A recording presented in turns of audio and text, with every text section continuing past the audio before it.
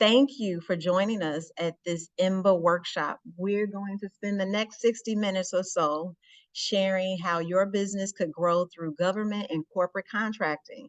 Please take notes throughout the session. I'm Rebecca Chauncey, a business advisor here at the Illinois Small Business Development Center, or SBDC, at Bill Bronzeville, and I'm happy to be your presenter this evening. We want to thank the organizations that help make EMBA possible. The EMBA program is funded by a grant from the Fund for Equitable Business Growth with support from Allstate, Comcast, and AT&T. I think you're familiar with some of those companies. And as I said, you know who I am already. And if you are not aware of the Illinois SBDC at Bill Bronzeville, you can connect with us via our website. You can email us. You can also give us a call, and we're located right in the heart of Bronzeville. A recording, post-workshop survey, and a handout about the training will be shared later this week. But tonight, type your questions in the Q&A section, which is at the bottom of your screen.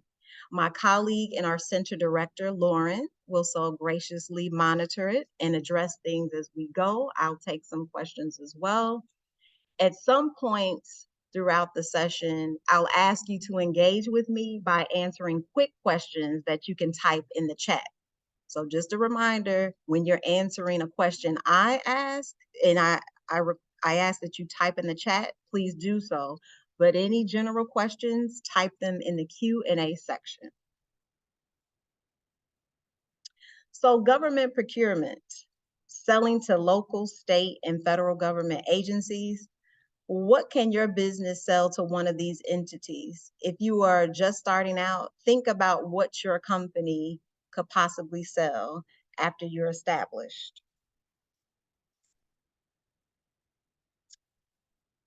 If you have an established business that does not currently have a corporate or government contract, there may be several reasons why you have not explored it. Maybe you think your company is too small for a government contract, or you don't think you have enough time to invest in learning about the process. Or frankly, you may think you don't have enough money and resources. We're hoping that because you're in this session, it's a sign that contracting might be just what your business needs. Our goal is to expand minority business owners' access to business opportunities at all levels. We're talking local, state, and federal government contracts. Just imagine having one of each. Utilities, corporations that are headquartered here, retail stores in your neighborhood. Depending on what stage your business is and how much experience you have, you may be ready to pursue a very large contract. Large depends on your business. A $50,000 contract could be the biggest one you have ever had. Some of you might be ready to compete for $1 million contract. Our objective is to get you on the path to figure out what your next step might be. There are millions of minority-owned businesses in the United States. Let private and public sectors know about your company. Think about who you know who has a business already, who might have a contract with the city of Chicago or works with the military, for example. At some point, those business owners heard about contracting from someone and decided to learn more. This evening, we're going to lay out two paths to explore: corporate contracting, government procurement. Maybe you'll travel down both. We'll talk about the opportunities that are available, help you describe your offer, meaning how you could add value to a project. We'll discuss supplier inclusion and certification. I bet you've heard a little bit about that, and we want to make it really simple in terms of what that means for your business. We will highlight what the bidding process is like. And most importantly, we will tell you about resources where you can get ongoing, no cost, one-on-one help to make this happen. Preparing for these two paths is like preparing to go on a trip. The next step you take depends on how quickly and how far you are ready to go. Think about how much government agencies and corporations spend annually, trillions and trillions of dollars. The federal government spending alone is more than $4.8 trillion. Yes, I said that with a T. Can you imagine getting a piece of that?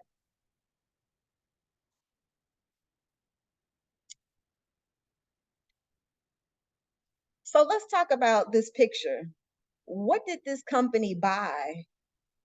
As you can see, there are a number of things in this corporation's office. What did they buy? I'll give you a few seconds and then type in the chat what you think they bought.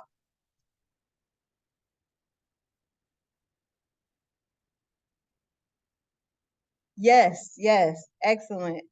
Furniture. I see a couple of people know furniture. Yes, the chairs exactly falls under furniture. Any other potential answers from others? What do you think the company bought? Art. There you go. Excellent. The office. Aha. Huh. The actual suite. Okay. Okay. A couple of people have noted that.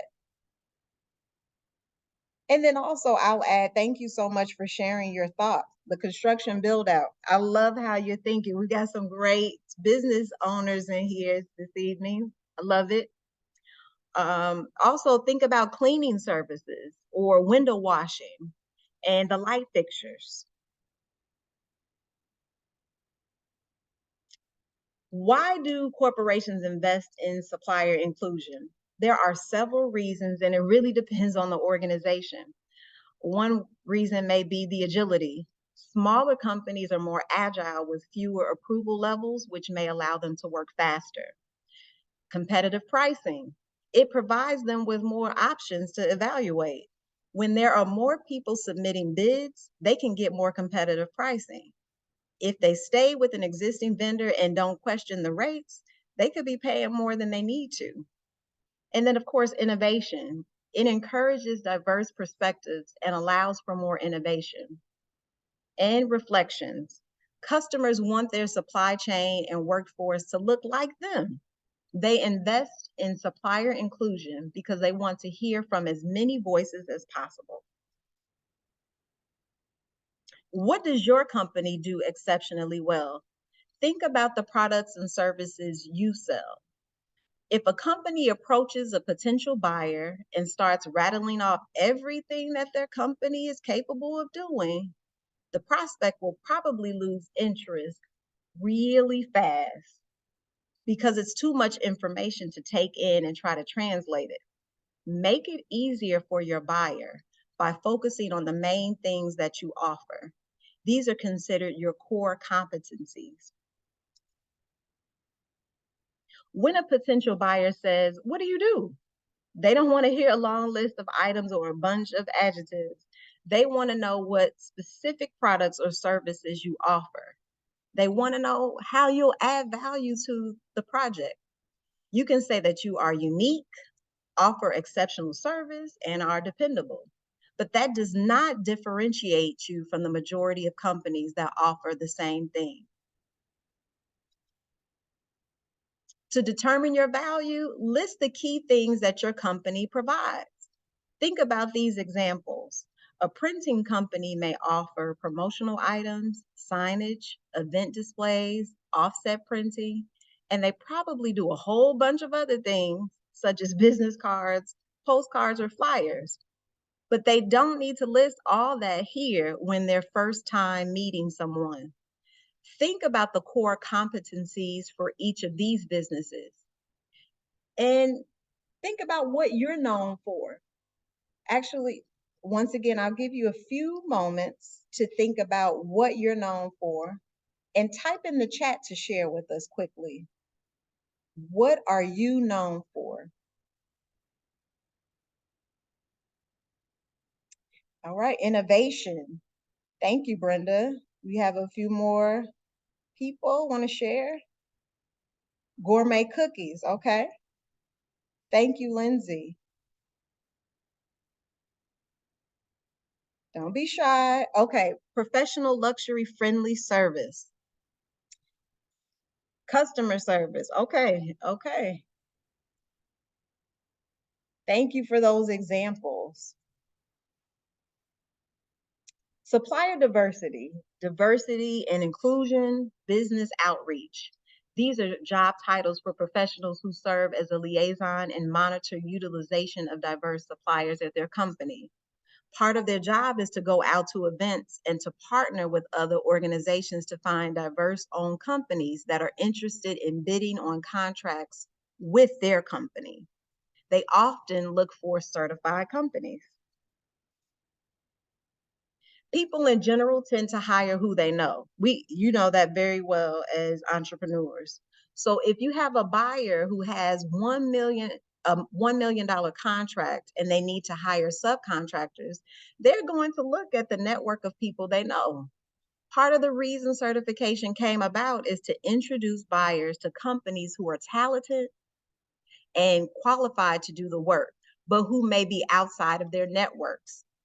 Business owners who own 51% of their company and meet certain criteria can apply to become certified. Certification is usually completed by a third party. We're talking about corporate contracting now. We're on that path. Corporations typically want companies that are certified as a blank business enterprise. That blank could mean minority, women, veteran, LGBTQ, business enterprise. They are looking to check to see if you are who you say you are. The process to get certified varies. Some of the things they may ask you for is your financial information, business details, proof of ownership and control.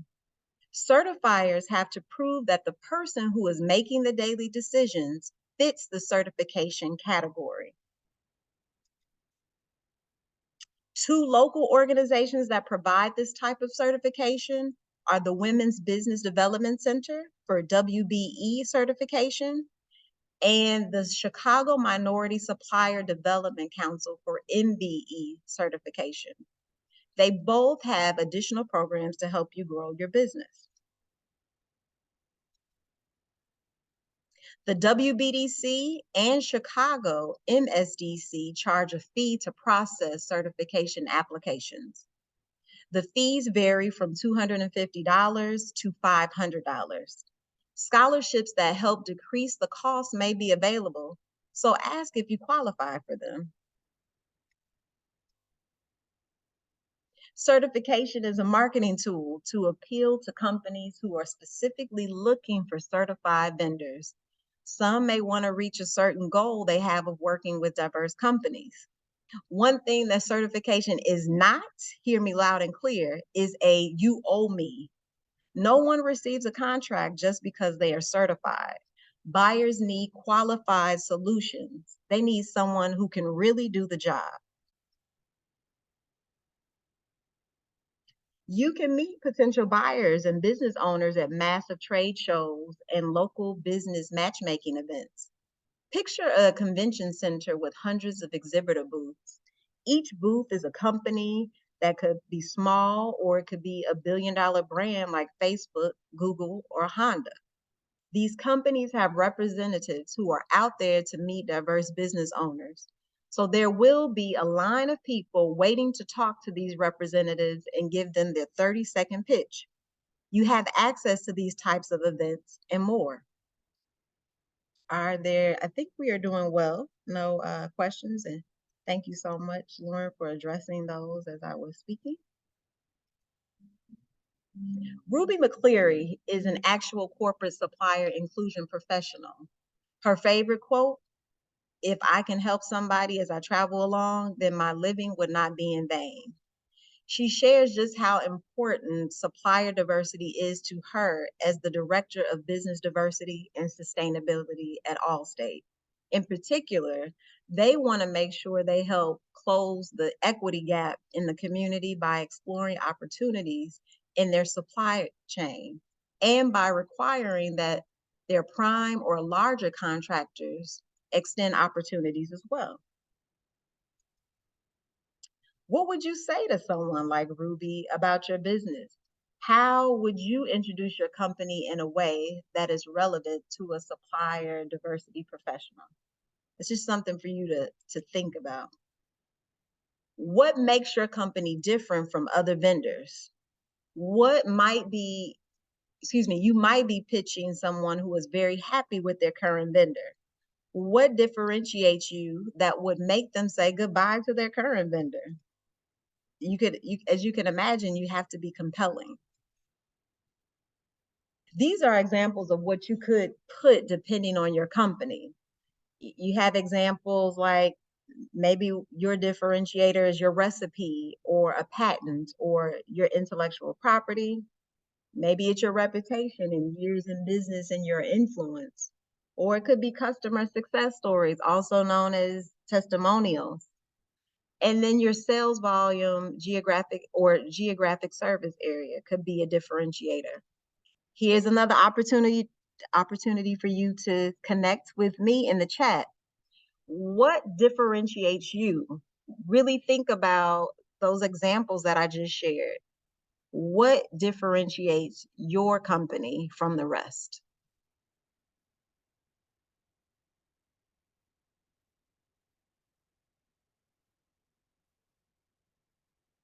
Are you, and maybe you're still thinking, or in some ways, okay, thank you, 100% customer and client satisfaction. Lindsay, thank you. You say that your use of quality ingredients, okay? I would maybe add to that when you say quality, perhaps it's organic or, make something, be sure that you really make it stand out. Thank you so much for sharing those examples. You want to identify your ideal client. Maybe it is a company that you have heard about in the news and you did research to find that they don't have what you are offering. You want to propose a solution that they haven't thought about. Or maybe you're responding to a request for a proposal known as an RFP. The buyer knows what they want and are asking for vendors to submit proposals.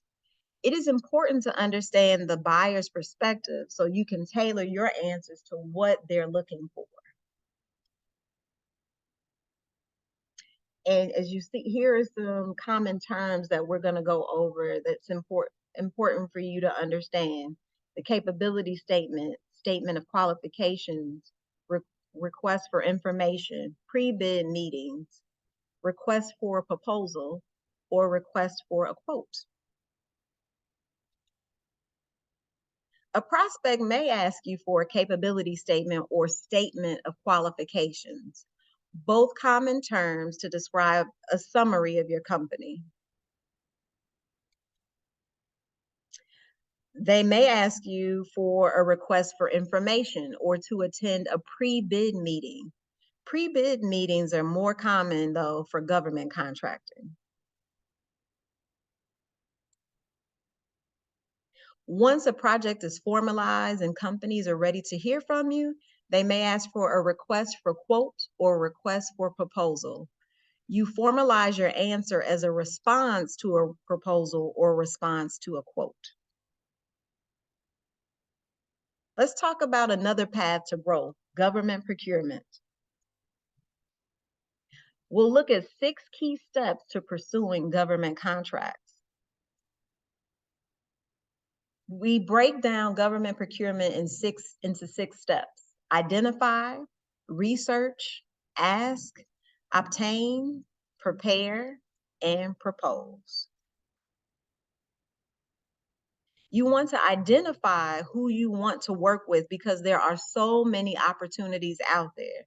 But you may not want to work with everyone and they may not need your services. Think about the city of Chicago, the state of Illinois, and the federal government. These are just a few of the departments or agencies you could work with. After you identify the opportunity, you definitely want to research. One of the things you can do is to get notified of opportunities by registering in portals. For example, the state of Illinois has a website where you can go in and list your business. There are other websites listed in the handout that you'll receive. You can do more research by requesting information about previous contracts. With the Freedom of Information Act, you can find things such as which vendor was awarded the contract. You can also look for contracts that are similar to what you want to do. You can look at closed contracts to gain insights. An important reason to conduct research is to find out what agencies buy what you sell, and in many cases, at least federal, to determine how much they've spent in previous years in your industry and to see who won the contract. This is an example of what a list of contracts might look like. As you can see on the left, it has a bid number, the department is in the middle, and the additional information that you can download.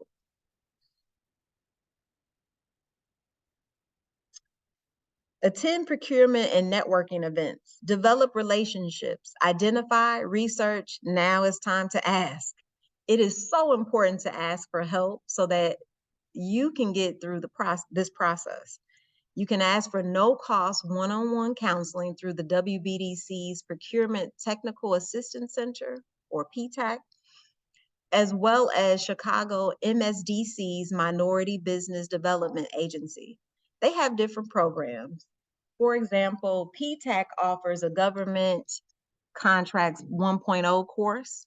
There are numerous how to do business with workshops, how to do business with the state, how to do business with the city of Chicago. You can also ask for informational interviews with people you know who have contracts. So now we're talking about obtain, our fourth step, right? Obtain public sector certifications based on the projects you want to pursue. These are listed in the handout you'll receive. 8A is a federal certification that gives you mentoring and access to certain contracts. You'll learn more about this through your local PTAC. And then Hub Zone certification is based on where the company is and where its workers are. And you can see some other public sector certifications listed there.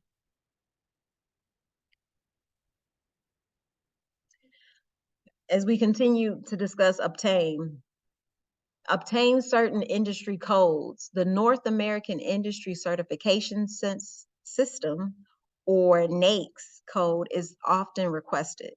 Buyers will search a database using the code to narrow their search results. You can see examples of the NAICS code here, what they look like. And another industry code is the National Institute of Governmental Purchasing, also known as NIGP. You can see examples of what that code looks like below. Depending on what branch of government you want to do business with, you'll also need the unique ID number for your business, like a UEI. And if any of you have attended the earlier training that we had about get the keys to apply for government grants, we talk about that there. Also, there is, excuse me, with these codes, the final code that you may or may not have heard of is the marketing partner identification number, which is a special password, essentially. When you're ready to obtain the right codes, just ask. We are here to help.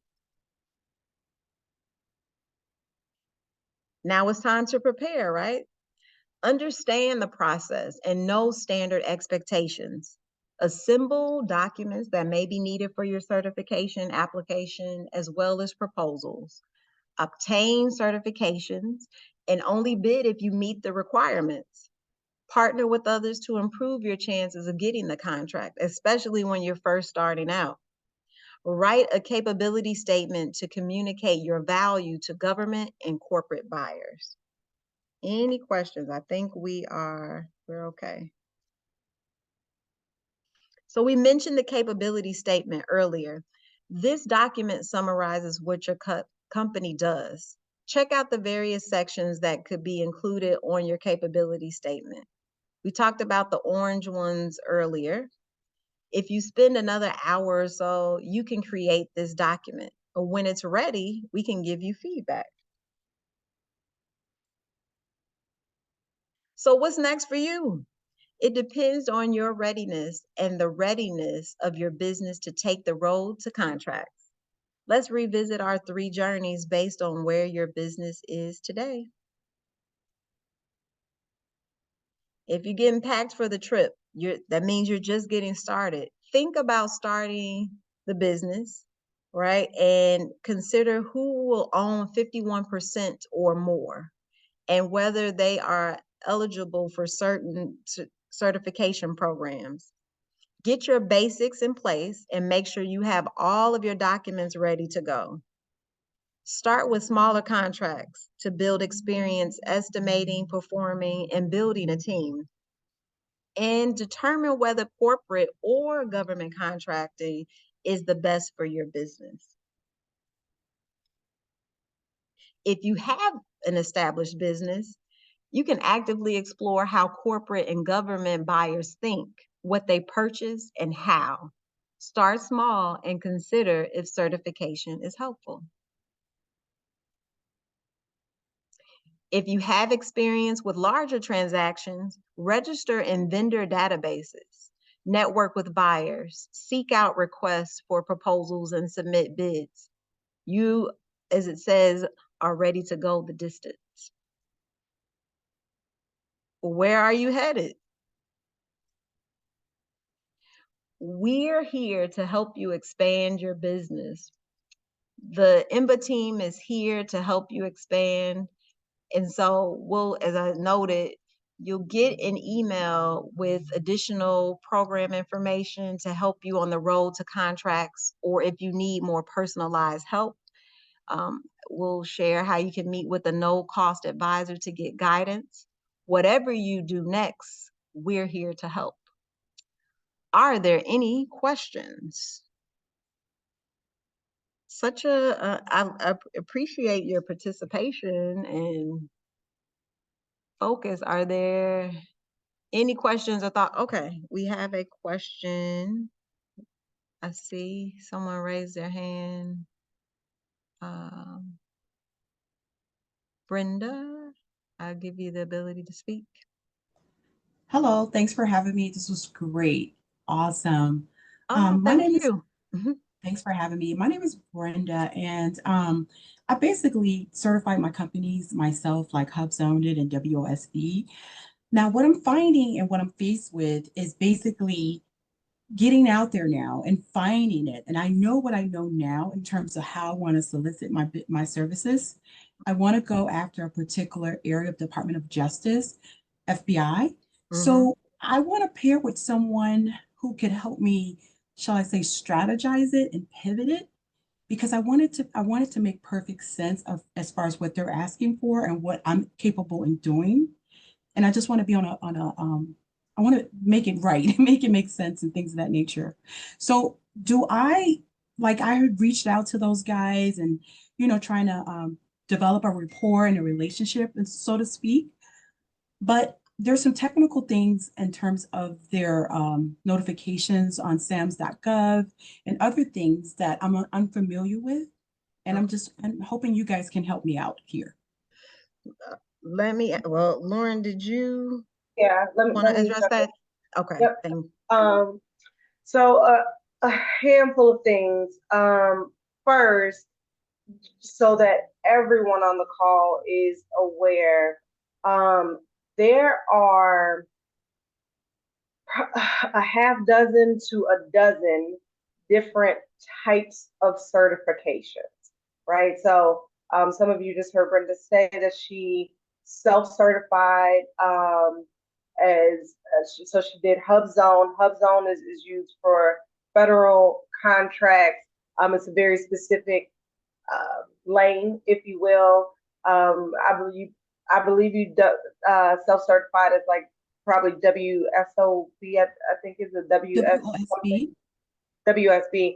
Um, there are a slew of different types of certifications on the federal level, the state level, the county level, and the city level for the city of Chicago. And that's something that everyone should be aware of. And they are all different. They are not transferable. They don't overlap with each other.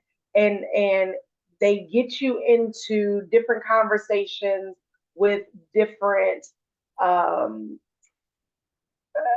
vendors and suppliers and different opportunity sources, if you will.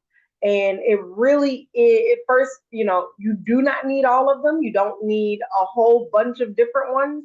One of the things that is truly, truly key for everybody is to first identify what are the type of opportunities that you want to pursue, and the type of opportunities, the type of clients, be it, corporate, government. If it's government, is it federal, is it state, is it city, etc. Like, you identify those things first, and then you get the certifications that correspond to those. So back to, Brenda's question of, so that's first. I just wanted to set that stage because I don't want folks to go down directions, and even Brenda to go down directions of obtaining certifications that you don't need, right? Or thinking, oh, I am certified. I did this certification, so it must apply to that thing, because that's not going to be the case. So for the work in the federal agency that you want to, get into, I would certainly look into WBE certification. So with the Women's Business Development Center, something like MBE, through with minority business enterprise certification through the Chicago Minority Supplier Development Council, for example, really would be of no benefit to you, right? Particularly because the client base that you want to go after is federal agency. When you do the certification through, for example, the WBE, and you do it through WBDC, doing it through them and working with them connects you into networks that will get you in the rooms to have the conversations with the procurement people, if that makes sense, right? And I think that is one of the benefits of some of the certifications that are not self-certified, is that it connects you to the organizations that are behind some of these things. And they literally have events where they'll have, procurement directors and procurement contacts from various agencies in the room, and you get to talk to them, and you get to provide them with your capability statement, or give them your one pager that they can then walk away with, right? That's really how you get into those conversations and get into those types of bids. I mean, you can certainly go on the different portals and websites, and some of those portals will be in the wrap-up email that you receive, where you can be notified, like you said, of opportunities and bids that are available. But as you see, as you have experience, the notifications aren't always super timely. But also, when you're just literally throwing your name into the bucket, particularly on a federal level, it becomes really hard, right? To be one of however many, hundreds or thousands whose names are also being thrown in the bucket.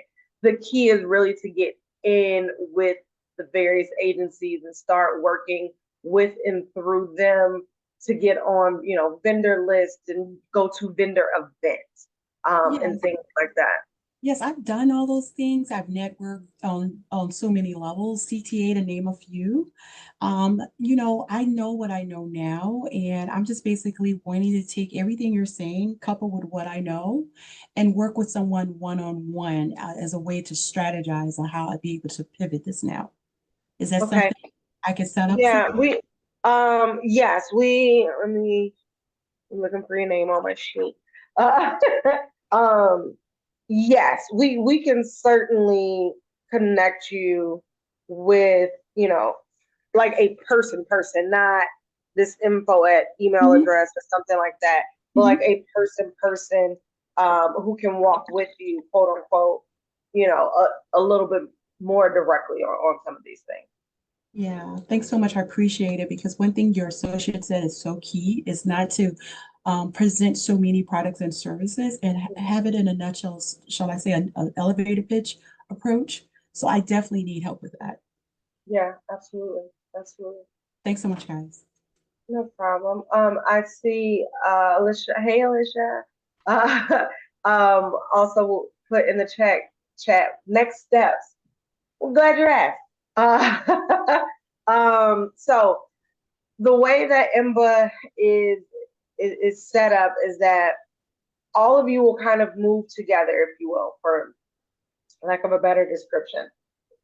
So you attended this fundamentals course together. There are fundamentals courses that are being held by all of our friends whose logos you see here: Far South, New Covenant, Greater Inglewood. And once all of those sessions happen, then the follow-up from there will be, so the folks who did this fundamentals course in November, in January, then got an email that says, here are some upcoming events, and what we call insights. So you have fundamentals, then you have insights, which is kind of like step two. And those are some connection points, some, events, that will expose you to, more people, more opportunities, get to have some conversations with people who've been down the path, some conversations with folks who are the buyers themselves that you would be ultimately looking to talk to. And then, so that's insights. And then the next step after that would be, again, some more events with actual corporate and government buyers at the same time. So that's happening on one side.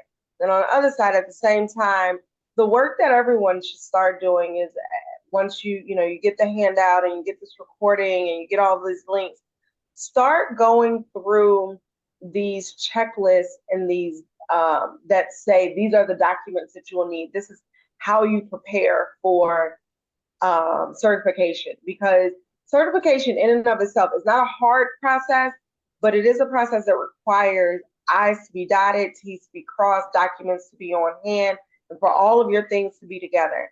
The thing that takes most people the most time with certification, or the thing that gets people denied the certification, is not having their paperwork in order. It is really just as simple as that. So, the next steps would be, once you get, for example, one of the things that will be in the wrap-up email, there's the CMSDC, Chicago Minority Supplier Development Council. They have a really great checklist on their website of the documents that you'll need for that specific certification. I can't stress enough. All of them are individual, all of them are separate, and they all want different, not necessarily different things, but they want their thing, right? And start to gather those documents, start to get your ducks in a row, work with your business advisor. If you are not already signed up with either us or one of the organizations listed, Far South, Greater Inglewood, New Covenant, WBDC, if you're not signed up with one of them, sign up with us to be, a client. This doesn't cost anyone anything at any of these organizations. And work with your advisor to start working on your capability statement, working on making sure your documents are lined up, making sure that you have an operating agreement, especially if there's more than one person in your business, getting those things lined up, so that once all of those things are lined up, now you're ready to actually apply for certification. And you can submit your application, to one of the agencies that we're talking about, and should be able to breeze right through the process, right? And I say breeze with the asterisk by it because it's still government-based stuff, so not gonna be like a breeze, but you know what I mean. So that's what's next is prepare, is get documents in order. It's, when we send out the email saying these are the upcoming events, attend them, and meet, your peers, as well as people from the certifying agencies and people on the other side, the buyers and the procurement directors and things of that nature.